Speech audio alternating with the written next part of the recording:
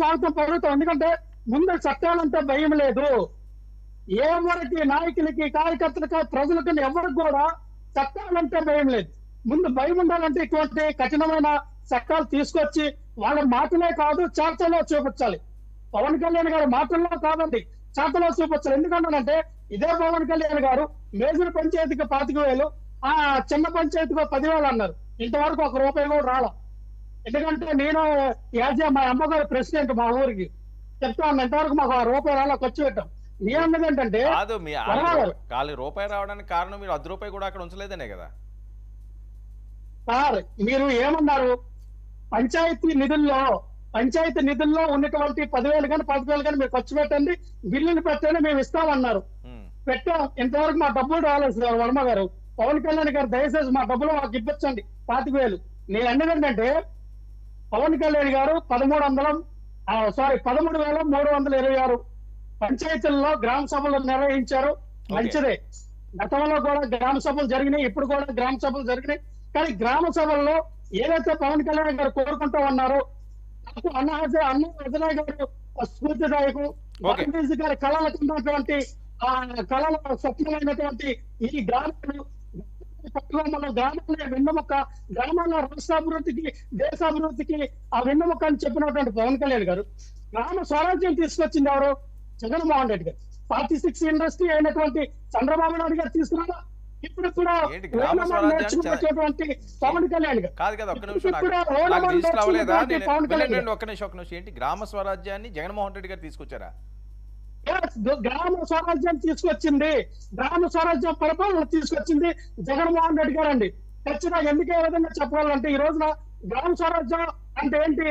ప్రజల వద్దకే పరిపాలన, ప్రజల వద్దకే అన్ని రకాలుగా మౌలికలు అంటే గ్రామంలో జగన్మోహన్ రెడ్డి గారు తీసుకొచ్చిందని పవన్ కళ్యాణ్ గారు కాపీ కొట్టారు, అంతేనా? పవన్ కళ్యాణ్ గారు కాపీ కొట్టడానికి ఆయన ఇప్పుడు ఓనమాలు నేర్చుకున్నారండి. పవన్ కళ్యాణ్ గారు ఇంకా ఓనమాలు స్టార్టింగ్ లో ఆ వారికే ఉన్నారు. ఆయన చాలా నేర్చుకోవాలి. ఇంకా నేర్చుకుంటారు. నేను కూడా అనుకుంటున్నా పవన్ కళ్యాణ్ గారికి. లక్ష్మణ్ ఒక్క నిమిషం. ఓకే, ఆయన ఏమి నేర్చుకున్నారో ఏమి నేర్చుకోబోతున్నారో రాయపాటి అరుణ గారు చెప్తారు. విజయ్ వర్మ గారు నా ఒక్క నిమిషం అన్నాను, కంప్లీట్ చేసేయాల. ఒక్క నిమిషం తర్వాత విజయ్ గారు.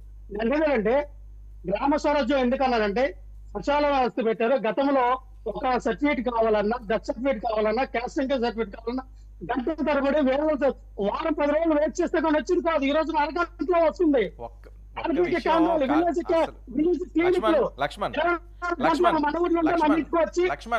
క్లినిక్ పెట్టి మనకి సదుపాయం కానీ, సీసీ రోడ్లు కానీ, ఎల్ఈడి బల్బులు కానీ, లక్ష్మణ్, గ్రామ స్వరాజ్యం అంటే మీరు చెప్పిన స్వరాజ్యం అని కాదు. అసలు సర్పంచులకు ఏమన్నా విలువ ఉందా? అసలు ఎప్పుడైనా ఒక సభ ఏర్పాటు చేశారా? అసలు పట్టించుకున్నారా? ఏ ఊరికి ఎవరు సర్పంచ్ ఎవరికన్నా తెలుసా? వాళ్ళకి ఎటువంటి పవర్స్ అన్నా ఉన్నాయా? అంతా వాలంటీర్లే కదా. ప్రతి 6 నెలలకి, ప్రతి 3 నెలలకు ఒకసారి గ్రామ సభలు జరుగుతాయి. దానికి వార్డు నంబర్లు వెళ్తారు. ఆ పార్టీ నాయకులు వస్తారు, ఈ పార్టీ నాయకులు వస్తారు, గ్రామ పెద్దలు వస్తారు.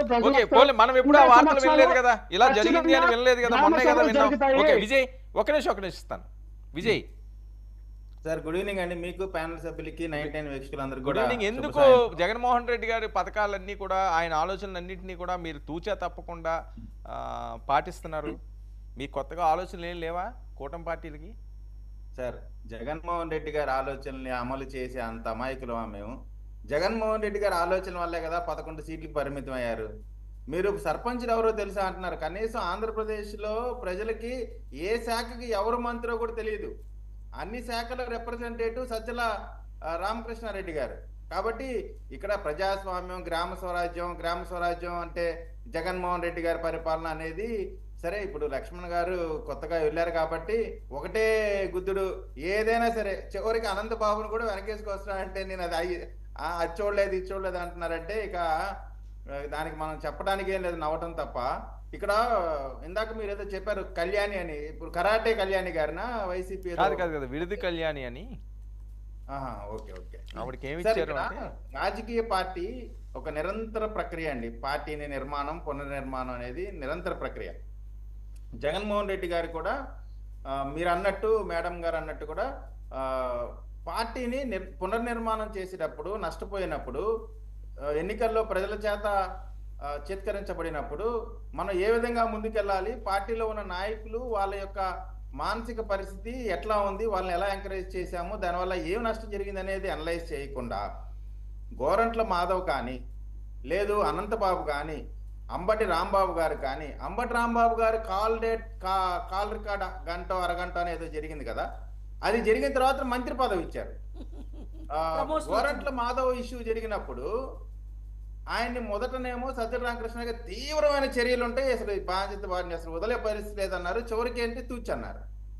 అలానే అవంతి గారు అంటే అసలు ఇంకా దారుణం, అత్యంత అన్యాయమైనది ఏంటంటే జగన్మోహన్ రెడ్డి గారు ప్రభుత్వం పడిపోవటానికి ఒక 20% అనంతబాబే కారణం. ఆ రోజున సుబ్రహ్మణ్యం అనే డ్రైవర్ యొక్క హత్య జరిగిన తర్వాత అతని డోర్ డెలివరీ చేసిన తర్వాత ఎంత దారుణం అంటే నాకు అర్థం కాలేదు ఇప్పటికి కూడా. ఆ కేసు ఇన్వెస్టిగేట్ చేసిన పోలీస్ ఆఫీసర్లు కానీ వాళ్ళని ఇంకా ఎందుకని ప్రాసిక్యూట్ చేయట్లేదో, మరి పోలీస్ యాక్షన్ తీసుకోవట్లేదో నాకు అర్థం కావట్లేదు. ఆ రోజు ఉన్నటువంటి ఎస్పీ గారు ప్రెస్ మీట్ పెట్టి గౌరవనీయులైన అనంతబాబు గారు ఒక్కరే హత్య చేశారు, వారొక్కరే చేసి ఒక్కరే ఎత్తుకొని ఒక్కరే కారులో పెట్టుకొని ఒక్కరే అంటే ఒక చనిపోయి ఒక మనిషిని చంపి డెడ్ బాడీని తీసుకొని ఇంటికి ఒకటే వచ్చాడంట, అతను ఒక్కడే ముద్దాయంట. అటువంటి నేరస్తుల్ని ఇంకా 3 నెలలైంది మా ప్రభుత్వం వచ్చి, ఇక ముందు యాక్షన్ తీసుకుంటారేమో నాకు తెలియదు. కానీ అంటే ఇట్లా వీళ్ళందరినీ కూడా మోసుకొచ్చారు. ఎన్నికలకు ముందే ఏం చెప్పారు, ఎమ్మెల్సీని పార్టీ నుంచి సస్పెండ్ చేసామన్నారు. అతని పాటే జగన్మోహన్ రెడ్డి గారి బస్సులో ఎక్కి వచ్చాడు. మొన్న ఎలక్షన్లు ఓడిపోయిన తర్వాత కూడా రివ్యూలో కూడా మొదటి వరుసలోనే అనంతబాబును కూర్చోబెట్టుకున్నారు. నేను ఎందుకు చెప్తున్నాను ఈ సందర్భాలన్నీ అంటే, ఏ రాజకీయ పార్టీ అయినా తన తప్పులు తెలుసుకొని పునర్నిర్మాణం చేసుకుంటది. మరి జగన్మోహన్ రెడ్డి గారి పార్టీలో ఆ విధమైనటువంటి సంస్కృతిని అడవట్లేదు. మళ్ళీ మేడం గారు చెప్పినట్టు పాత సీసాలో కొత్త సారా పోసుకునేది నడుస్తా ఉంది. సరే, ఇది వారి యొక్క పార్టీ అంతర్గత విషయం. వారు ఎన్ని తప్పులు చేస్తే అంత మాకే మంచిది కాబట్టి అది సరే, వారి ఇష్టం. ఇక్కడ ప్రధానంగా గ్రామ స్వరాజ్యాన్ని గురించి మాట్లాడాలంటే, అసలు గ్రామం అనేదాన్ని, స్వరాజ్యం అనేదాన్ని, ఆంధ్ర రాష్ట్రంలో స్వేచ్ఛ అనేదాన్ని మర్చిపోయినటువంటి పరిస్థితి ఈ 19 నుంచి 24 వరకు. మీ సేవ ద్వారా కూడా సర్టిఫికెట్లు వచ్చినాయి. సర్టిఫికెట్లు ఒక్కటే గ్రామ స్వరాజ్యం కాదు. గ్రామ స్వరాజ్యం అంటే చాలా ఉంటాయి. కేవలం ఆ సర్టిఫికెట్ ఒక్కటే కాదు. సర్పంచ్ అనే అతను ఇండియన్ ప్రెసిడెంట్ కంటే కూడా బలమైన వ్యక్తి. అటువంటి సర్పంచ్ వ్యవస్థని నిర్వీర్యం చేశారు. మన మన మన పవన్ కళ్యాణ్ గారు చెప్పారు, గ్రామ స్వరాజ్యం బలంగా ఉంటేనే ఎన్ని లక్షల కోట్ల అప్పు ఉన్నప్పటికి కూడా ఆ అప్పుని తీర్చే సత్తా గ్రామాలకు ఉందని చెప్పారు. కాబట్టి ఇప్పుడు పవన్ కళ్యాణ్ గారి మంత్రిత్వ శాఖకు సంబంధించి ఆయన చేసినటువంటి కార్యక్రమాలకు సంబంధించి ఖచ్చితంగా మనందరం కూడా హర్షించాల్సిందే. వారు చేసినటువంటి మంచి పనులకు మనం అందరం కూడా సహకరించాలి. ఇంకో ప్రధానమైనది ఇవాళ డిబేట్ అత్యంత ప్రధానమైనది అండి, పోలీసు ఈ గూండా యాక్ట్ కి సంబంధించి చెప్పారు. అందరూ కూడా స్వాగతిస్తా ఉన్నారు. ఏ ప్రభుత్వం అయినా సరే గెలవటానికి కానీ ఓడిపోవటానికి కానీ ప్రధాన పాత్ర పోషించేది పోలీస్ డిపార్ట్మెంట్. పోలీస్ డిపార్ట్మెంట్కి అపరిమితమైన అధికారాలు ఇస్తే వారు ఖచ్చితంగా వారికి ఉన్నటువంటి పవర్ని మిస్యూజ్ చేసేటువంటి అవకాశం ఉంది.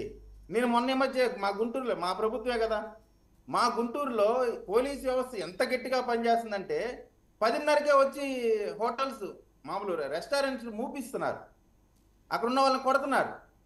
ఏంటి బాబు ఎందుకు కొడుతున్నారు? ఇది ఏంటంటే 10:30 తర్వాత షాపులు, రెస్టారెంట్లు తెరవకూడదు అంటున్నారు.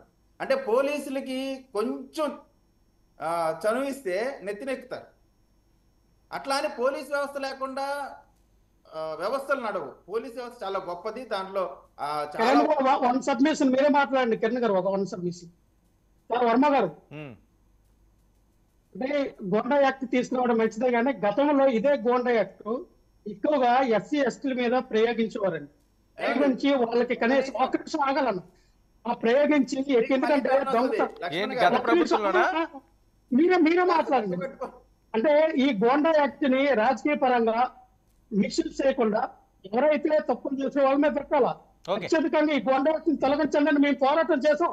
ఒక దళిత శాస్త్ర రాష్ట్ర అధ్యక్షుడిగా నేను కూడా పోరాటం చేశాను. ఎందుకంటే చాలా మంది అండి ఎస్సీ ఎస్టీ మీద హింసించారు. సో ఇది కూడా ఆలోచించాలి.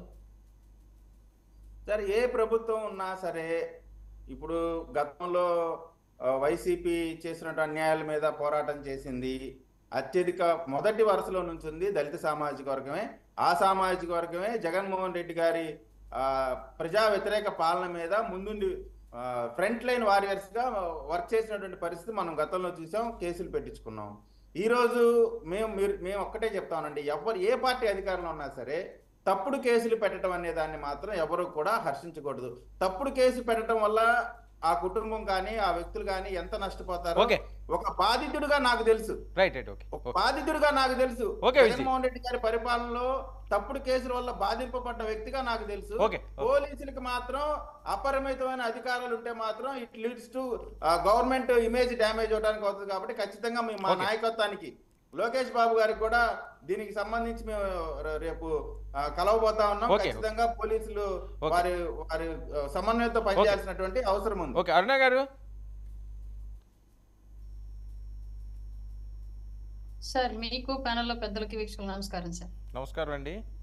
గోండా యాక్ట్, గ్రామ స్వరాజ్యం రెండు చాలా క్వైట్ ఆపోజిట్ ఉన్నాయి.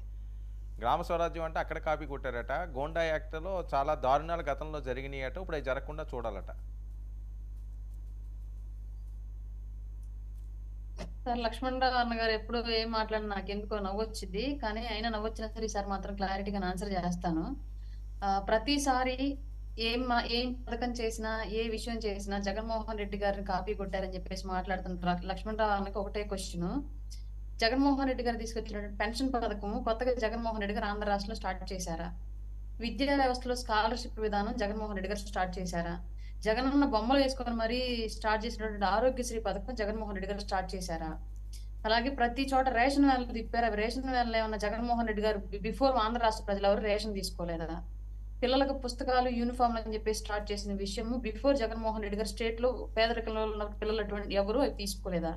ఇవన్నీ కూడా ఎవరో ఒకళ్ళు మనకి స్వాతంత్రం వచ్చినప్పటి నుంచి లేదంటే రాష్ట్రం విడిపోయినప్పటి నుంచి రాష్ట్రంలో ఉన్నటువంటి పరిస్థితుల దృష్ట్యా ఎవరో ఒక మహానుభావులు స్టార్ట్ చేస్తే దాన్ని ఆ తర్వాత ఉన్నటువంటి ప్రభుత్వాలు రూపాయికి 2 రూపాయలుగా పెంచుకుంటూ 1 విడతకి 2 విడతలుగా ఇచ్చుకుంటూ వాళ్ళ యొక్క రాజకీయ ప్రాబల్యాన్ని కాపాడుకోవడానికి ప్రజలు సోమరులుగా చేయడానికి ప్రధానంగా ఇక్కడ ప్రజల్ని ఉద్ధరించడానికి కాదు.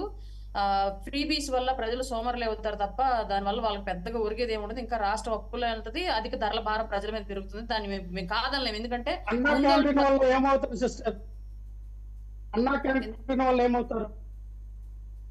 నేను చెప్పేది మాట్లాడండి మేడం. ఫస్ట్ మీరు మాట్లాడాల్సిన నేను చెప్తాను. ఫ్రీబీస్ వల్ల ఇప్పుడు 1 రూపాయి ఉన్నది 10 రూపాయలు రేట్ అనేది పెరుగుతూ వచ్చింది తప్ప ప్రజల మీద ఎవరిని ఏమి ఉద్ధరించింది లేదు. కానీ ప్రజలే వాటికి ఆకర్షితులు అవుతున్నప్పుడు నాయకులను కూడా తప్పు పట్టడానికి లేదు, పార్టీలను కూడా తప్పు పట్టడానికి లేదు. ప్రజలే ప్రధానంగా ఫ్రీబీస్ కి అలవాటు పడిపోయి ఉన్నారు. వాళ్ళు 2000 ఇస్తే నువ్వు 4000 నీకు కోటేస్తావు అన్న కాన్సెప్ట్ ప్రజల్లో వచ్చింది కాబట్టి దాన్ని ఇప్పుడు నాయకులు కూడా మనం నాయకులను తప్పట్టడానికి పార్టీలను తప్పట్టడానికి కూడా ఛాన్స్ లేదు. ఇప్పుడు గ్రామ స్వరాజ్యం విషయానికి వస్తే ఇందాక పెద్ద పదం వాడాడు లక్ష్మణరావు, గ్రామ స్వరాజ్యము జగన్మోహన్ రెడ్డి గారిని చూసి కాపీ కొట్టారని చెప్పేసి. గ్రామ స్వరాజ్యం అంటే గ్రామానికి ప్రధానమైనటువంటి ఈక్వల్ టు ప్రధానమంత్రి స్థాయిలో ఉన్నటువంటి సర్పంచ్ చేతిలో సర్వాధికారాలు ఉండడము, అదే టైంలో గ్రామ సభల ద్వారా లోకల్ గా ఉన్నటువంటి అవసరాలు ఎట్ ఏ టైము వస్తున్నటువంటి ఆదాయము కూడా ప్రజల సమక్షంలో మీకేం కావాలి, మన ఆదాయం ఎంత వచ్చింది, ఈ శాఖ ద్వారా ఎంత వచ్చింది, ఈ పన్నుల ద్వారా ఎంత వచ్చింది, ఇక్కడ ఉన్నటువంటి అటవీ సంపద ద్వారా మనకి ఎంత వచ్చిందని ఇవన్నీ కూడా ప్రజల దృష్టిలో లెక్కలు పెట్టి ఊరికి కావాల్సినటువంటి అవసరాలను ప్రజల ద్వారా తెలుసుకొని మరి తీర్చడం, దాని ద్వారా గ్రామాలు కనుక అభివృద్ధి చెందితే ఆటోమేటిక్ గా దేశం అభివృద్ధి చెందిద్ది అన్నది ప్రధానంగా గాంధీ గారి వాదన.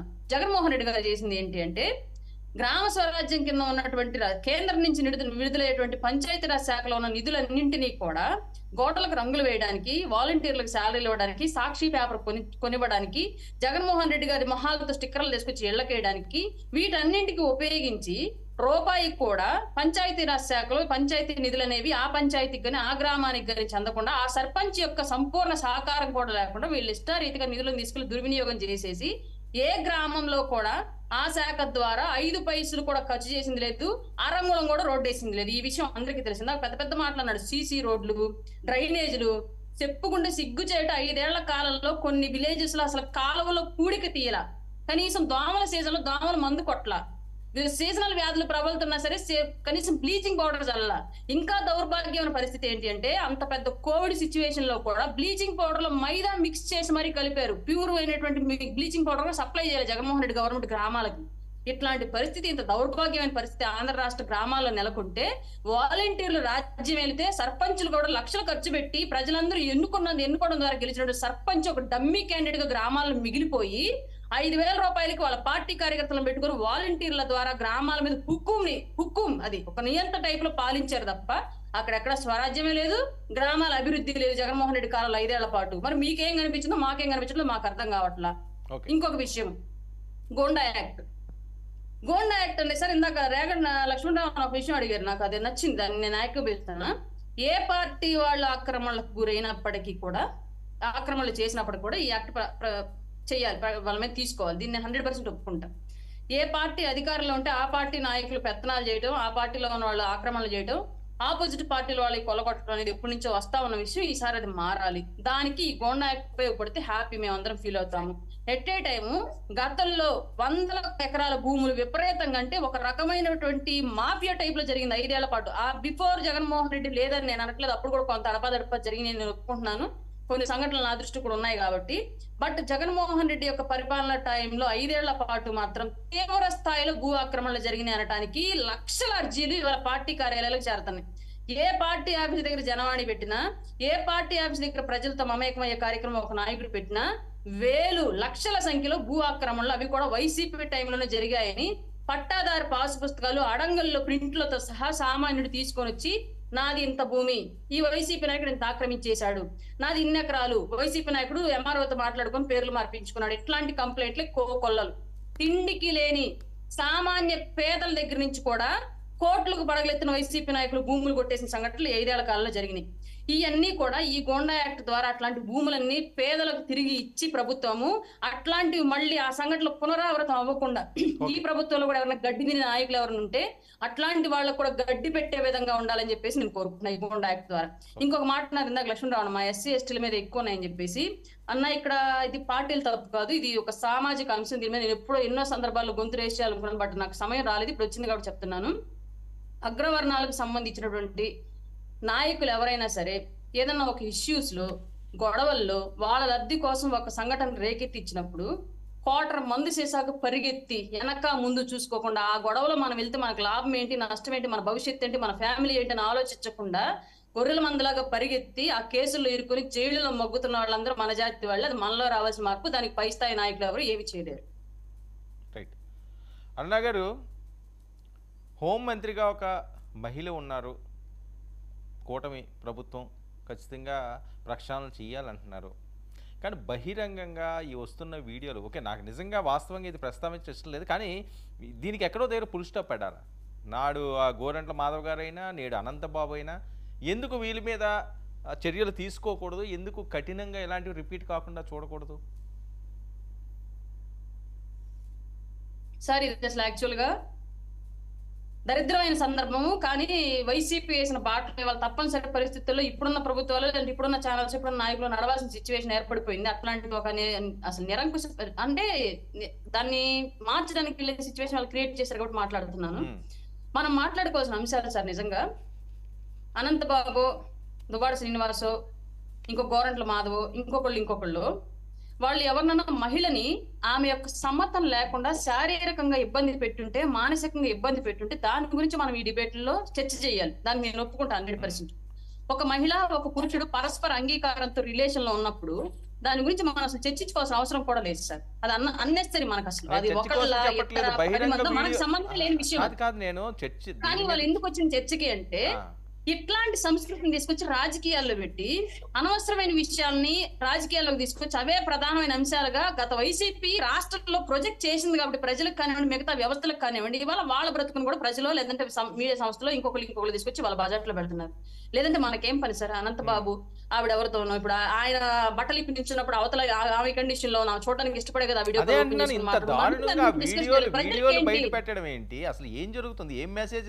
ప్రజలకి ఏంటి అసలు దీని వల్ల ప్రజలకు ఉపయోగం ఏంటి? సొసైటీలో ఇప్పుడు వైసీపీ నాయకులు ఇంకో పార్టీ నాయకులు తప్ప మనం ఇంకెక్కడ రిలేషన్స్ చూడలేదా? దాని గురించి వాళ్ళు మనం ప్రస్తావించుకోవాల్సిన అవసరం మనకుందా? దానివల్ల ప్రజలకి ఏమైనా ఉందా అసలు ఉపయోగం? ఎక్కడ రాష్ట్రంలో ఆడపట్ల మీద అత్యాచారాలు జరిగితే గతంలో దానికి సంబంధించి ఒక పోలీస్ స్టేషన్ కి వెళ్తే కాంప్రమైజ్ చేసి పంపించిన సందర్భాలు ఉన్నాయి, బాధితుల్ని బెదిరించి పంపించిన సందర్భాలు ఉన్నాయి. వాటన్నింటి డిస్కషన్ పెడితే ఉపయోగం ఉంది. ఎందుకంటే అక్కడ మహిళకి ఇష్టం లేదు, అవతల వ్యక్తులు బలవంతం చేశారు. అట్లాంటి సందర్భాల్లో మనం మాట్లాడుకోవాల్సిన అవసరం ఉంది. కానీ మహిళ యొక్క స్వేచ్ఛ స్వాతంత్రాన్ని వాడెవడో లాగేసుకుంటాడని చెప్పి దాని గురించి మనం డిస్కషన్ పెట్టుకోవాల్సిన విషయం ఉంది. కానీ ఇక్కడ పరస్పర అంగీకారం పెట్టుకుని లేచి గురించి మనం ఎందుకు మాట్లాడాలి? ఈ రోజు పిల్లలు కూడా యూట్యూబ్ లేకపోతే ఉండే పరిస్థితి లేదు. అలాంటి దగ్గర ఈ ట్రోల్ అవుతున్నాయి. ఏం నేర్చుకుంటారు? మాట్లాడాల్సిన అవసరం ఉంది, దీన్ని ఫుల్ స్టాప్ పెట్టాల్సిన అవసరం ఉంది. అది వాళ్ళు ఎవరితోటి సంబంధాలు ఉన్నాయా, వాళ్ళు ఏదో ఇన్లీగల్ కాంటాక్ట్స్ ఉన్నాయా, అది మాట్లాడకూడదు. మనం బయటకు వచ్చిన ఇంత నికృష్టమైన వీడియోలు. కృష్ణకుమార్ గారు ఏమంటారు మీరు? ఇప్పుడు ఒకటండి, నేను ఇందాకే చెప్పాను, వ్యక్తిగత బలహీనతలు లేని పార్టీ అంటూ ఉండదు, వ్యక్తిగత బలహీనతలు లేని వ్యక్తి అంటూ ఉండరు. సమయాన్ని బట్టి సందర్భాన్ని బట్టి ఏవో జరుగుతూ ఉంటాయి. కాకపోతే ఇవి పబ్లిక్ డొమైన్లో, అదే కదా, పబ్లిక్ డొమైన్లోకి వస్తే ఇప్పుడు మొన్న ఏ ఇంట్లో పంచాయతీలు ఉండవండి, దువ్వాడ శ్రీనివాసు, మాధురి, ఆమె వాణి, ఈ పంచాయతీ ఇది నిజానికి ఫ్యామిలీ కోర్టులో తేలాల్సిన విషయం. దాన్ని ఎందుకు బజారుకు తీసుకొచ్చారు? ఎవరు బజారుకు తీసుకొచ్చారు? ఏంటి అంటే ఛానల్స్ వాళ్ళు చేసే పనులు వాళ్ళు చేశారు. వాళ్ళు కూడా ఎక్కడా తగ్గకుండా, అంటే మనం సభ్య సమాజానికి మనం ఏమి మెసేజ్ ఇస్తున్నాము అనే ఒక జ్ఞానం కూడా లేకుండా చేయడం కరెక్ట్ కాదు. ఇదే ఒక వ్యక్తి, మామూలు వ్యక్తి కనుక అయితే మనం సరే వాళ్ళ ప్రైవేట్ లైఫ్ మనం ఏం చేస్తాం లేదు పట్టించుకోము. కానీ రాజకీయాల్లో ఉన్నాళ్ళు, ప్రజాప్రతినిధులు, ఒక ఎంపీగా ఒక ఎమ్మెల్సీగా ఉన్నవాళ్ళు మట్టుకు వ్యక్తిగత క్రమశిక్షణ, ప్రవర్తనశీలత అయితే ఖచ్చితంగా ఉండాలండి.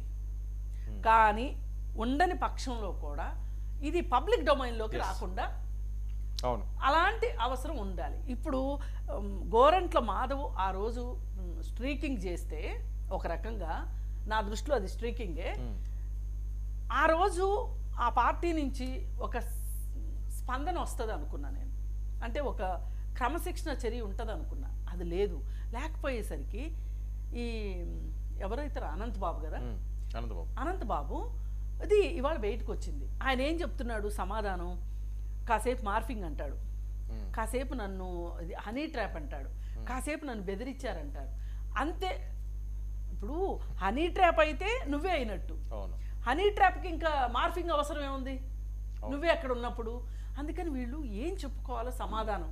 ఇప్పుడు పోయినసారి డ్రైవర్ని చంపి డోర్ డెలివరీ చేస్తే అతన్ని బెయిల్ వచ్చిన రోజున అతన్ని తప్పెట్లు తాళాలతోటి ఎవరో ఒక పాకిస్తాన్ నుంచి వచ్చిన వీర సైనికుడిని రిసీవ్ చేసుకున్నట్టు ఊరేగించారు. అది ఎందుకు చేశారు? అది వైసీపీ ఆధ్వర్యంలోనే జరిగింది. వీళ్ళు ఏం మెసేజ్ ఇవ్వదలుచుకున్నారంటే, నిజంగా మావాడు అలా చేసుంటే ఇంతటి మద్దతు ఎలా దొరుకుతుంది అని ప్రజలకి మసిపూసి మారేడికాయ చేద్దాం అనుకున్నారు. వీళ్ళు ప్రతిదీ మసిపూసి మారేడికాయ చేద్దాం అనుకుంటే వీళ్ళు ఐవారం చేద్దామని చూస్తే అది కోతే కూర్చుంటుంది ప్రతిసారి. ఇప్పుడు వాళ్ళ విషయాలన్నీ డే 1 నుంచి జరిగినాయి, మొత్తం ఇలాగే జరిగాయండి. వాళ్ళు ఎక్కడా కూడా ఇది పొరపాటు జరిగింది, మనిషి అన్న తర్వాత తప్పులు పొరపాట్లు చేయకుండా ఉండరండి. ఇది ఇది ఇది ఇంకా అసలు దీనికి ఇంకొక మాటే లేదు. మరి తప్పులు పొరపాట్లు చేసినప్పుడు ఒక మనిషి కాకపోతే ఒక మనిషి, ఇప్పుడు చేసిన మనిషికి తెలియకపోవచ్చు, కానీ వాళ్ళ పైన ఉన్న వ్యక్తికి సరిదిద్దాల్సిన అవసరం ఉంది.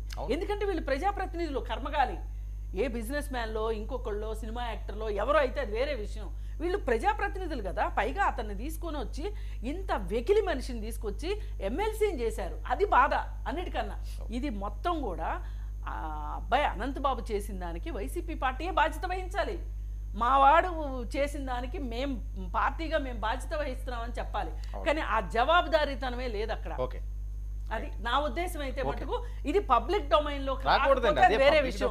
వచ్చింది అంటే సోషల్ మీడియాలో రావడం ఏంటి? సోషల్ మీడియాలో రాకూడదు అంతే. ఇప్పుడు మేడం అన్నమాట కరెక్టే, పరస్పర అంగీకారంతో జరిగే దాని గురించి మనం ఎందుకు చర్చ పెట్టాలి అని ఆమె కొంచెం ఆరోగ్యకరమైన వాతావరణం గురించి ఎక్స్పెక్ట్ చేస్తున్నారు, మాట్లాడుతున్నారు. కానీ సాక్షాత్తు ఒక ఎమ్మెల్సీ ఫోటో అలా ఎలా వస్తుందండి? ఇప్పుడు మన ఆంధ్రప్రదేశ్లో ఒకప్పుడు ఎన్డీ తివారీ గవర్నర్ ఉన్నారు. ఆయన గురించిన విషయాలు బయటకు వచ్చినాయి. ఏదో ముసలోడు కదా, ఏదో ఇంకొకటి కదా అని వదిలేసామా? వదిలేదు కదా. దాని గురించి మాట్లాడాం కదా.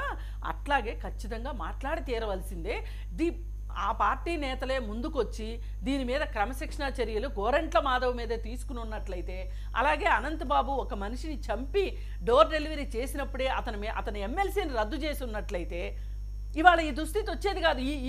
ఈ దరిద్రం మనం చూడాల్సిన పరిస్థితి వచ్చేది కాదు, మన పిల్లలు చూడాల్సిన పరిస్థితి వచ్చేది కాదు. కానీ ఏం చేశారంటే జగన్మోహన్ రెడ్డి, ఇలా నేను నరుక్కుంటూ వెళ్ళిపోతే నేను తప్పితే ఇంక ఈ పార్టీలో ఎవరుంటారు అనే ఒక భయంతో ఆయన వాళ్ళెవ్వరిని ఏమనుకోకుండా వాళ్ళందరినీ ఒక ఆయన కూడా ఉండలేండి బాబు, ఆయన ఇంకా ఘోరంగా ఉన్నాయి చాలా. ఆయన కూడా ఉండడు, మీకు ఆ విషయం తెలియట్లా. అట్లాంటివన్నీ నరుక్కుంటా వెళ్తే మొదటి నరకాల్సింది ఆయన్నే కావచ్చు. కానీ ఎవరి మీద వాళ్ళు వేటి వేసుకోరు కదమ్మా. అందుకని ఇప్పుడు ఆయన ఏంటంటే కోడి పిల్లల్ని కోడి ఎట్లా దాచుకుంటుందో అట్లా దాచుకున్నాడు. ఆ దాచుకోవటం వల్ల ఏమైపోయింది, ఇప్పుడు పార్టీయే ఓడిపోయే పరిస్థితి వచ్చింది. ఆయన గనక దిద్దుబాటు చర్యలు అధికారంలో ఉండగానే చేపట్టుంటే కనీసం 11 కాకపోతే 22 వచ్చాయి, 22 కాకపోతే 33 వచ్చిండేవి. ఓకే, అది లక్ష్మణ్. కూటమి పార్టీలో నామినేటెడ్ పదవులు కూడా అనౌన్స్ చేయబోతున్నారట. ఇదిగో పదవులు అదిగో పదవులు అని లిస్టులు కూడా వస్తున్నాయి. ఇంకా పూర్తి స్థాయిలో వాళ్ళు కూడా ప్రజాక్షేత్రంలోకి వచ్చారంటే మీరు ఇంకా ఇబ్బందులు పడాలేమో. ఇప్పుడు కొంతవరకే జరుగుతుంది. వర్మ గారు, నేను కూటమి నామినేటెడ్ పోస్టుల మీద మాట్లాడతా. తర్వాత ముందు అరుణ గారు మాట్లాడినట్టు మాటలు కొంచెం ఎక్స్ప్లెయిన్ చేసిన తర్వాత చెప్పండి. అరుణ గారు అన్నారు ఎవరు సంక్షేమం అంటే పెన్షన్ విధానం ఏది తీసుకురాలేదు కదా. పెన్షన్ విధానం జగన్మోహన్ రెడ్డి గారు తీసుకురావాలి. కానీ దామోదర సంజయ్ గారు అప్పుడు మొట్టమొదటి పెన్షన్ విధానం తీసుకొచ్చింది దామోదర సంజయ్ గారు. దాన్ని వీళ్ళందరూ కూడా ఇంప్లిమెంటేషన్ పార్టీ తీసుకొచ్చింది. ₹2 కిలోకి ఆనాడు ఎన్టీ రామారావు గారు తీసుకొచ్చారు. తదుపరి గవర్నమెంట్ వస్తే ఆ గవర్నమెంట్ ఇదేం జరిగింది. అలాగే వాలంటీర్లు ఏమో మరి ఈ గ్రామ స్వరాజ్యాన్ని ఎలా చేశారు అలా చేశారు అన్నారు. మరి ఇంటికి ప్రవేశపెట్టినటువంటి జన్మభూమి కమిటీలు ఏం చేసేయండి? జన్మభూమి కమిటీలో అయితే మరీ దారుణం కదా. వాళ్ళని సాక్షి ఎవరైతే జన్మభూమి కమిటీలో ఉన్నటువంటి ఆ 10 మందిని కూడా సదరు స్త్రీ కానీ సదరు వ్యక్తి కానీ సాటిస్ఫై చేస్తేనే పెన్షన్ వచ్చేది. సాటిస్ఫై చేస్తేనే ఒక డక్స్వేట్ ఇంకో సర్టిఫికేట్ లేకపోతే ఏదో వాళ్ళు పథకం వచ్చేది. కానీ ఇప్పుడు వాలంటీర్ ఆ పరిస్థితులు లేవు కదా. నువ్వు 60 రైతులు చాలు వాలంటీర్ ఇంటికి వచ్చి ప్రిఫర్ చేస్తావు. ఇది ఎంత చర్చ చేసుకున్నా గత 5 సంవత్సరాల నుంచి మనం చేసుకుంటాను. ప్రజలు నమ్మలేదు కదా. ప్రజలు నమ్మలేదు అనకూడదండి వర్మ గారు. ఓడిపోయినంత మాత్రం ప్రజలు నమ్మలేదు అని అనకూడదండి. గెలిచిన వాళ్ళు చెప్పింది నిజాలు, ఓడిపోయిన వాళ్ళు చెప్పింది అబద్ధాలు. చంద్రబాబు ఓడిపోయినప్పుడు కూడా పసుపు కుంకుమ ఇచ్చిన ఫలితం లేదు అన్నారు కదా అంటారు. పసుపు కుంకుమ ఎప్పుడు తీసుకొచ్చారు వర్మ గారు? మరీ మాట్లాడతారు. పసుపు కుంకుమ ఎప్పుడు తీసుకొచ్చారు? ఎలక్షన్ 2 నెలలు 3 నెలలు నేను చెప్పేది అదే కదా. 2 రోజుల ముందు పసుపు కుంకుమ ఇచ్చి డబ్బులు వాళ్ళకి చేతికి అందినాయి అంటే అది ప్లస్ అవ్వాలి కదా. అయిందా? అవలేదు. అదే అవుతుంది. ఇప్పుడు వర్మ గారు ఇప్పటికేమో 10 కోట్ల మనకు భోజనం పెట్టుకున్నా, ఒక పూట భోజనం పెట్టి బిర్యానీ పెట్టిస్తే అప్పుడు మంచి భోజనం పెట్టారని మొదలు పెట్టారు లక్ష్మణ్. 8 మొదలు పెట్టారు. ఒక 5 సంవత్సరాలు ఇస్తారని ఆశపడొచ్చు కదా అంటాం. కానీ వర్మ గారు నేను ఎందుకంటే ఖచ్చితంగా జగన్మోహన్ రెడ్డి గారు చేసినటువంటి పరిపాలన అత్యద్భుతమైన పరిపాలన. అయిపోయింది పరిపాలన అయిపోయింది. 4.5 సంవత్సరాలు వెయిట్ చేయాలి. సరే, ఇప్పుడు నామినేటెడ్ పోస్టులు అన్నారు. నామినేటెడ్ పోస్టులకు వచ్చేసరికి ఖచ్చితంగా టీడీపీ పార్టీ అనేది అది పునాదుల నుంచి బలంగా ఉంది. కార్యకర్తల బలంతో ఎదుగుతున్న పార్టీ కార్యకర్తల బలం అయితే బలంగా ఉంది. మా పార్టీతో సమానంగానే బలంగా ఉంటే వచ్చేది కాదు. కానీ ఈ రోజున బలం బలపడాలి, ఆ బలం పుంజుకోవాలంటే జనసేన పార్టీ బలం పుంజుకునేలా చేస్తారా? జనసేన పార్టీ జెండా పెట్టుకొని ఈ 10 సంవత్సరాలు నడిచిన వాళ్ళకి ఏమైనా ప్రాధాన్యత ఇచ్చి వాళ్ళు గుర్తించి పదవులు ఇస్తారా లేదన్నది పవన్ కళ్యాణ్ గారు ఆలోచించాలి. లేదు నేను రేపు 2029లోనే పొత్తుకుంటాను, 34లో పొత్తు పెట్టుకుంటాను, పార్టీ ఎలాగైతే నాకెందుకు, నేనే డిప్యూటీ సీఎం అవుతాను, హోమ్ మినిస్టర్ అవుతాను, లేదా ఇంకో శాఖ తీసుకుంటాను, నా వరకు నాకు పదవులు వస్తాయి కదా, నా పార్టీ క్యాడర్ ఎలా పోతుంది అనుకుంటే పవన్ కళ్యాణ్ గారి అంతర్గత విషయం. నేను అంటూ చెప్తాను,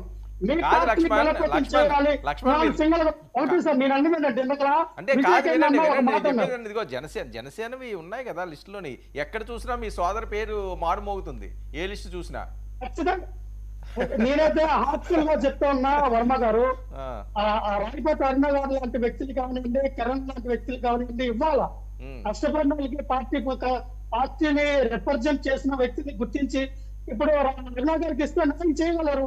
మనకి ఏ శాఖ ఇస్తే ఆ శాఖకి న్యాయం చేయగలరు. కిరణ్ గారికి కూడా ఎటువంటిది ఇచ్చారో చేయగలరు. గుర్తించమన్నాం ఎవరికైనా. ఎందుకంటే ఇప్పుడు ఓకే, చూద్దాం అరుణ గారు టర్న్ వచ్చిన తర్వాత ఆవిడ చెప్తారేమో, లిస్ట్ ఏమన్నా లీక్ చేస్తారేమో, లిస్ట్ ఏమన్నా ఆవిడ లీక్ చేస్తారేమో చూద్దాం. చాలా లిస్టులు వస్తాయి. పొలిటికల్ బ్యాక్గ్రౌండ్ కాదు. గొప్ప విషయమే కదా లక్ష్మణ్. ఓకే ఒక్క నిమిషం. ఆవిడ అరుణ అది పొలిటికల్ బ్యాక్గ్రౌండ్ కాదు, చాలా సామాన్యంగా ఎదిగిన వ్యక్తి, మన కళ్ళ ముందు ఎదిగిన వ్యక్తి, మనకంతా తెలుసు. ఇప్పుడు ఆవిడకి హై ప్రయారిటీ ఇస్తున్నారు కదా, ఏ లిస్టు చూసినా ఆవిడ పేరు ఉంటున్నది. కొన్ని పేర్లు మాయమవుతున్నాయి, ప్రతి లిస్టులో ఆవిడ పేరు ఉంటున్నది అంటే అర్థం ఏంటి? ప్రయారిటీ ఇచ్చినట్టే కదా. ఎక్కడ కూడా పవన్ కళ్యాణ్ గారు ఎవరి మాటలు వినకుండా ఇటువంటి రికమెండేషన్ లేకుండా పారదర్శకంగా వాళ్ళ కమిటీలు వాళ్ళు వేసుకుంటే రేపు 2029 సింగిల్ పోటీ చేసే అవకాశం ఉంటుంది. పోటీ చేసే అవకాశం ఉంటుంది. లేదనుకో వాళ్ళు ఎప్పుడు కూడా సింగిల్ పోటీ చేయరు. వాళ్ళు ఎప్పుడు కూడా సింగిల్ పోటీ చేసే అవకాశం ఉంటుంది. నేను ఇంకా అదే కూడా చెప్తాను. రీఆర్గనైజేషన్ రీకనెక్ట్ చేయాల్సిన బాధ్యత టీడీపీకి ఉంది, జనసేన పార్టీకి. ఎందుకంటే టీడీపీ పార్టీ పెట్టినప్పటి నుంచి ఇప్పుడు వాళ్ళు కూడా సింగిల్ గా పోటీ చేయాలి. పవన్ కళ్యాణ్ గారు కూడా సింగిల్ గా పోటీ చేయాలి. సింగిల్ గా పోటీ చేసే స్థాయికి జనసేన బీజేపీ ఎదగాలని మనస్ఫూర్తిగా కోరుకున్నా. దానికి జగన్మోహన్ రెడ్డి గారిని ఆదర్శంగా తీసుకోండి. జగన్మోహన్ రెడ్డి గారి ద్వారా ట్రైనింగ్ చేయండి. జగన్మోహన్ రెడ్డి గారు మీకు ట్రైనింగ్ ఇస్తారు. జగన్మోహన్ రెడ్డి గారు మీకు చేసిన చెప్తారు. ఏ పార్టీని ఎలాగొట్టాలి, ఆ సింగిల్ ఎలాగ పోటీ చేయాలి, ఎట్లా సీఎం అవ్వాలి, ఎవరికి మనం హోమ్ మినిస్టర్ అవ్వాలి, ఎవరికి మనం ఆ ఉప ముఖ్యమంత్రి పదవులు ఇచ్చేటట్టుగా మనం ఉండాలి, కానీ తీసుకునేటట్టుగా మనం ఉండకూడదు. జగన్మోహన్ రెడ్డి గారు వస్తే ఖచ్చితంగా జగన్మోహన్ రెడ్డి గారు మీ అందరికి కూడా చెప్తారు. ఓకే లక్ష్మణ్, వాళ్ళు పదవుల ఆనందంలో ఉన్నారు, వాళ్ళని కూడా కాసేపు మాట్లాడే అవకాశం ఇద్దాం. కిరణ్, ఏంటి నామినేటెడ్ పందారు? సార్, నామినేటెడ్ పదవులు అనేది వాస్తవంగా చాలా కత్తి మీద సాము లాంటి సమస్య. ఎందుకంటే కూటమి ఉంది, తర్వాత ఎన్నికలకు ముందు కొంతమంది, అంటే ఎన్నికలకు 2 రోజుల ముందు నుంచి 4 రోజుల ముందు వరకు చాలా మంది జాయిన్ అయ్యారు.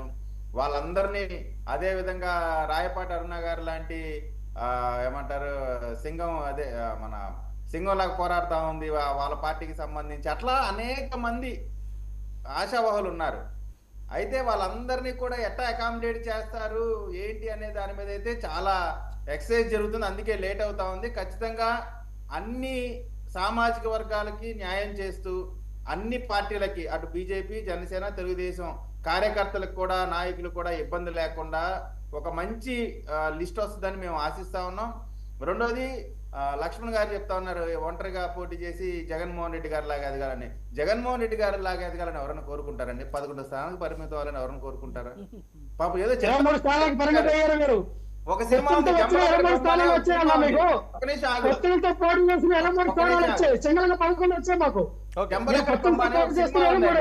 ఎదుటోళ్ళు అందులో ఒక సన్నివేశం ఉంటది, నన్ను తిట్టారంటే ఏమని తిట్టారా అంటే ఇది రాయి అని తిట్టారంట.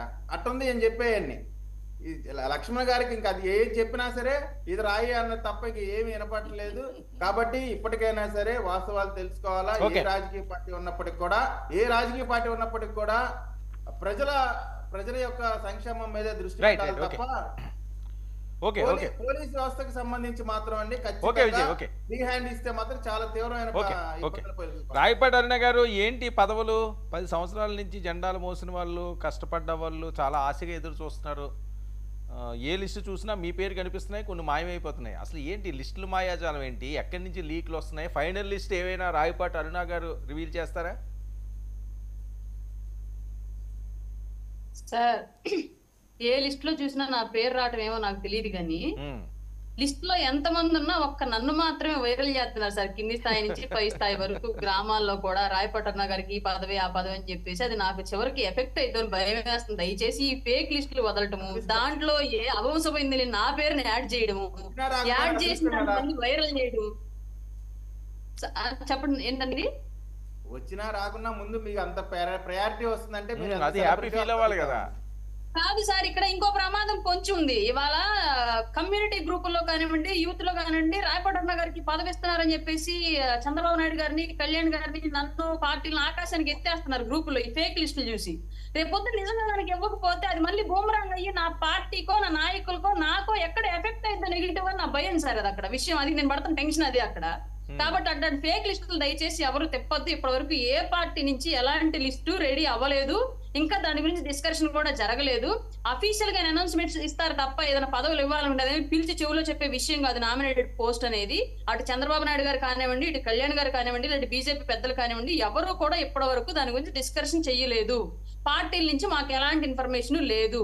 వచ్చే ఫేక్ లిస్టులన్నీ ఒక లిస్ట్ రిలీజ్ అయ్యి ఒకళ్ళిద్దరు పేర్లు ఉండగానే వాళ్ళ పేరే ఉండిద్దా, మా పేరు ఉండదా, అయితే మా పేరు కూడా యాడ్ చేసి ఇంకో లిస్ట్ చూడండి మేమని చెప్పేసి ఆ పార్టీ నుంచి కొందరు ఈ పార్టీ నుంచి కొందరు కొన్ని పేర్లు యాడ్ చేసుకొని విపరీతంగా వైరల్ చేసుకొని దాన్నే మళ్ళీ న్యూస్ ఛానల్స్ కూడా ఏదో ఒక న్యూస్ వేయాలి కాబట్టి ఇదే న్యూస్ గా వేసేసి అన్నెసరీ టాపిక్ అంతా కూడా అనవసరంగా స్ప్రెడ్ చేసి పెట్టారు సార్. జరిగింది ఇది వాస్తవంగా. ఏ పార్టీ నుంచి ఎవరికి ఎలాంటి ఇన్ఫర్మేషన్ లేదు, ఎవరికి ఇంకా ఏది అనేది డిక్లేర్ చేయలేదు. అదేంటి 1వ తారీఖుకి ఎట్టి పరిస్థితుల్లోనే రిలీజ్ అవుతుంది, ఇప్పటికే లేట్ అయిందని కదా వర్మ గారు ఇంకా 5 రోజులు ఉందిగా. ఖచ్చితంగా నామినేటెడ్ పోస్టుల మీద పవన్ కళ్యాణ్ గారికి, చంద్రబాబు గారికి, అదే విధంగా బీజేపీ అగ్రనాయకత్వానికి మధ్య చాలా చాలా రోజుల నుంచి చర్చ అవుతుంది. ఆల్రెడీ లిస్ట్ కూడా రెడీ చేశారండి. ఇది ఫేకా కాదా అని తెలియదు కానీ సార్ మొదటి ప్రయారిటీగా మొదటి లిస్ట్ లో మాజీ మంత్రులకి, ఎమ్మెల్యేగా అకామిడేట్ చేయలేని వాళ్ళకి ఫస్ట్ ప్రయారిటీలో టాప్ లేయర్ కి పదవులు ఉంటాయి. తర్వాత నెక్స్ట్ ఫేజ్ నుంచి తర్వాత స్థాయి వారికి అట్లా ఒక ఫేజ్ వైజ్ గా పదవులు ఇవ్వబోతా ఉన్నారు. అది కూడా అన్ని సామాజిక వర్గాలకి, ఎన్డీఏ కూటమిలో ఉన్న అందరికీ ఎటువంటి ఇబ్బంది లేకుండా విధంగా లిస్ట్ ఇవ్వబోతున్నారని నాకున్నటువంటి సమాచారం. అరుణ గారు చూసారా, క్లారిటీ వస్తుందా? లిస్ట్ రెడీ అయ్యిందట, ఇంక అనౌన్స్ చేయడమే. ఈ లోపల అచ్యుతాపురం ఏదో అయింది, లేకపోతే మొన్నే అయిపోయింది అన్నారు. అయితే లిస్ట్ అయ్యి ఉండొచ్చేమో సార్. ఆ లిస్ట్ లో పేర్లు పెట్టి రిలీజ్ చేస్తున్న వాళ్ళు ఎవరికి ఏం సమాచారం లేదు. ఇప్పుడు నా పేరుంది, నాకేదో ఏపీ ఎస్ఎంఐడిసి చైర్మన్ గా ఇస్తున్నట్లుగా సర్క్యులేట్ చేశారు. స్టేట్ అంతా మోగిపోయింది మోత నా ఒక్క పేరే. కానీ నాకు ఇప్పటివరకు ఎలాంటి సమాచారం లేదు, దాని గురించి ఎలాంటి డిస్కషన్ కూడా లేదు. ఎవరు నాకు పిలిచి ఇది ఇద్దాం అనుకుంటున్నామా అని కానివ్వండి ఏమీ లేదు. నేను జస్ట్ నా ప్రొఫైల్ ఇచ్చాను అంతే. అధిష్టానం ఏది ఇచ్చినా దాని గురించి మాట్లాడేది లేదు. అలాగే నాకు ఇచ్చకపోయినా కళ్యాణ్ గారి కోసం పనిచేయాలని నిబద్ధతగా పార్టీలో ఉన్న నేను ఈ పదవుల గురించి దాని గురించి ఏం మాట్లాడేది కూడా ఉండదు. తిప్పడం మాత్రం ఆపేసేయండి. సడన్ గా కమ్యూనిటీ అది కూడా ఎక్కువ కనిపిస్తున్నట్టున్నది ఏంటి లిస్ట్ లో. నేను కొన్ని పోస్టులు చూశాను.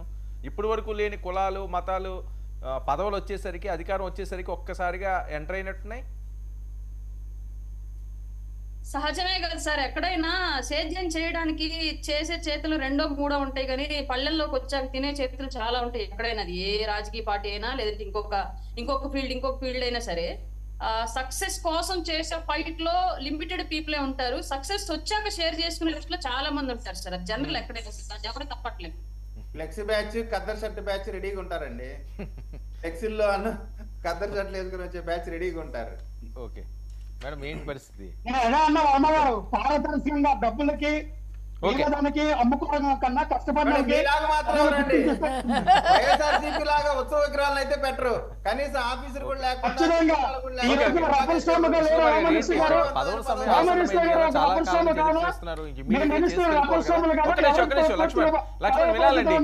లక్ష్మణ్ వినాలి. అసలు అన్నిటికన్నా ముఖ్యంగా కావాల్సింది ఏంటంటే అండి, ఆ లక్ష్మణ్ గారిని జనసేన పార్టీలో చేరిస్తే ఆయన అందులో నుంచి వచ్చారండి, మళ్ళీ అందులో చేర్చమంటారు. వెళ్తాడు. మళ్ళీ ఆయన వెళ్ళాక ఆయన 2029 ఎలక్షన్కి పవన్ కళ్యాణ్ గారు ఒక్కళ్ళే పోటీ చేసే విధంగా ఆయన భుజస్కంధాల మీద మోసి పార్టీని అసలు ఇప్పుడు ఆయనకి ఎందుకండి, ఆయన ఎవరితో కలిసి పోటీ చేస్తే ఇగో ఇలాగే మాట్లాడి వాళ్ళు కలవకూడదు అనుకుంటే, వీళ్ళిద్దరూ కలవకూడదు అనుకుంటే ఇంకొకళ్ళు వచ్చి కలిశారు. అందుకని వాళ్ళు చేసింది వాళ్ళకే బూమరాంగ్ అయింది. అందుకని అవన్నీ మానేసి పక్క పార్టీలో తప్పులు ఎతకడం వదిలేసేసి మనం ఏం తప్పులు చేశామో అని ఆత్మవిమర్శ చేసుకుని పద్ధతి మార్చుకుంటే 29కైనా కొంచెం బాగుంటుంది. ఇది వదిలేసేసి దొంగ నరిసినట్టుంది వ్యవహారం అంతా. సరే, నామినేటెడ్ పదవులు కంపల్సరీగా ఇచ్చే అవకాశం ఉంది కాబట్టి ఇవ్వాల్సిందేనండి. కాకపోతే ఎమ్మెల్సీ కూడా ఒక రకంగా నామినేటెడ్ పోస్టే. మనము ఈ నామినేటెడ్ పోస్టులకి ఇస్తున్నాము అంటే అపారమైన అనుభవం ఉన్న వాళ్ళకి ఇవ్వాలండి. ఇప్పుడు మహిళా కమిషన్ ఉంది. ఈ మహిళా కమిషన్ ఎవరికి ఇవ్వాలండి? ఈ రాజకీయ పునరావాసం కోసం మహిళా కమిషన్ ఇవ్వకూడదు. మహిళల కోసము, సమాజం కోసం పాటుపడిన మహిళలు చాలామంది చట్టాల గురించి తెలిసిన వాళ్ళు, న్యాయం గురించి తెలిసిన వాళ్ళు ఉంటారు, సామాజిక కార్యకర్తలు బోల్డ్ మంది ఉంటారు. అట్లాంటి వాళ్ళలో మెరుగైన వాళ్ళని చూసి పెడితే ఉపయోగం ఉంటుంది. ఇప్పుడు పోయినసారి చూసాం కదా, వాసిరెడ్డి పద్మ గారు ఎప్పుడూ నోటికి ప్లాస్టర్ వేసి కూర్చునేవాళ్ళు. ఆవిడ మహిళా కమిషన్ చైర్పర్సన్. భారతీరెడ్డి గారిని అనేసరికి ఆవిడకి కోపం వచ్చింది. అలాగే తెలుగుదేశం పార్టీ నాయకుడి ఇంట్లో ఏదో ఒక పాపని అబ్యూజ్ చేశారు అని తెలియగానే అక్కడికి వచ్చేసేసింది. ఆ 2-3 సందర్భాలు తప్పితే ఆవిడ మహిళా కమిషన్ చైర్పర్సన్గా నేను ఏ రోజు విన్నది లేదు, కన్నది లేదు. ఇట్లా రాజకీయ పార్టీలకి సంబంధించిన వాళ్ళని కొన్ని విషయాల్లో మట్టుకు పెట్టకూడదండి. అలా జాగ్రత్త తీసుకుని నామినేటెడ్ పదవులు పార్టీ కోసం కష్టపడిన వాళ్ళకి ఇవ్వటంలో తప్పు లేదు. ఇప్పుడు కార్పొరేషన్ చైర్మన్లు ఇస్తున్నారు, ఇచ్చుకోమనండి. కానీ మహిళా కమిషన్ ఒకటి, బాలల రక్షణ కమిటీ ఒకటి, అవి ఉంటాయి, చైల్డ్ వెల్ఫేర్ కమిటీ. ఇట్లాంటి విషయాల్లో కొన్ని విషయాల్లో ఏ పార్టీకి సంబంధించని సొసైటీకి సేవ చేసే వాళ్ళకి ఇవ్వాలని నేను కోరుకుంటున్నా. ఇప్పుడు రాయపాటి అరుణ్ గారు ఉన్నారు, ఆవిడ నోట్లోంచి ఏ మాట వచ్చినా తోటలాగా ఉంటుంది. మరి ఆవిడ చాలా ఒక రకంగా బాగా కష్టపడినట్లే, ఆవిడకి ఇస్తే ఎవరు కాదనరు. ఆళ్ళ పార్టీలు కూడా ఎవరన్నా కాదంటారని నేను అనుకోను. ఇప్పుడు పైగా ఆయన పైన లక్ష్మణ గారికి కూడా ఏమీ అభ్యంతరం లేదు ఆవిడకి పోస్ట్ ఇస్తే. అందుకని ఏంటంటే ఆవిడ అలాంటి స్ట్రేచర్ ఉన్న మనిషి, కాస్త స్ట్రేచర్ చూసుకుని ఇమ్మని చెప్పేది. అందుకు అనంతబాబు అసలు అంత చిన్నోడికి పెద్దల సభలో సీట్ ఇచ్చారంటేనే దుర్మార్గము, దరిద్రము అండి. అందుకే ఇట్లాంటి వేరే పార్టీ వాళ్ళు చేశారు అని మనం విమర్శించే కన్నా వాళ్ళు చేసిన తప్పుల్ని మనం చూసి నేర్చుకుని మనం సరైన మార్గంలో వెళ్తే బెటర్మెంట్ ఉంటుంది.